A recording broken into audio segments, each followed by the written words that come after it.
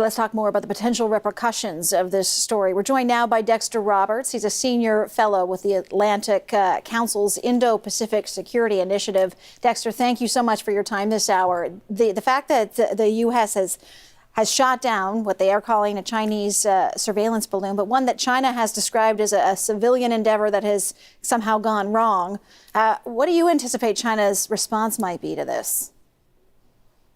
Well, the Chinese government actually already apologized. As you said, they claim it's a civilian aircraft, probably for weather gathering, which I think is unbelievable. But they have apologized. Now that it's been shot down, I'm sure they'll go through some pro forma statements of being very upset by that.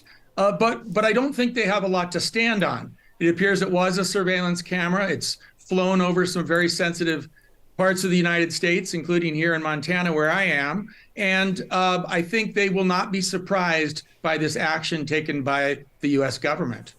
What do you make of the timing of the U.S. action? The fact that this balloon, we heard the U.S. president saying that he had ordered it to be shot down as soon as possible, but the decision was made to let it continue until it was, off of the area that it might, cause injury to people who are on the ground. But if it's, and we don't know, obviously, if it is surveillance or the nature of that surveillance, but the fact that they would allow it to go for so many days, does that give you any indication as to the concern or the actual level of concern that the U.S. had here? Well, they have said that it was not gathering data that isn't already gathered by SBN satellites that are doing spy work. I don't know whether that is true. I do think it makes sense not to have the potential for it to fall on a populated area. So they waited, of course, until it was over the Atlantic Ocean today. There's also some value, I think, in monitoring its course. And it's not as if the U.S. government wasn't carefully watching it and presumably learning things about Chinese spycraft as well as it moved across the U.S. Now, what's important, of course, is that they recover it. Apparently, it's fallen in not very deep water, less than 50 feet deep. There's Naval and Coast Guard out there to pick up the remains, and I'm sure they'll be poring over and disassembling and doing everything they can to learn about whatever machinery they can recover. You call the claim that this was somehow a weather-related balloon here an unbelievable claim from China. Do you have any theories or thoughts as to what might be found inside this debris, if in fact it is Chinese surveillance?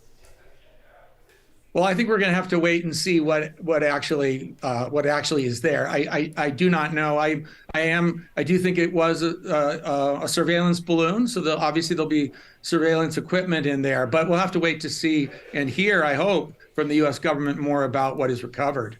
I think it's fair to say that the China-U.S. relationship right now is not exactly warm and fuzzy. What does today's shooting down of this balloon do to that relationship?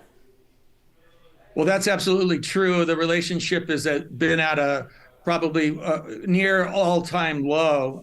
We have all these other issues from human rights disagreements over human rights, mercantilist trade practices of China, Chinese economic support for Russia, and of course the future of Taiwan. So all these issues have been real problems in the U.S.-China relationship. I think there was some hope that the visit, now canceled or delayed by Secretary of State Blinken to Beijing, could at least put a floor under that falling relationship. Now, of course, that visit is not happening, at least not for the time being. So I think that is a real cause for concern in the U.S.-China relationship.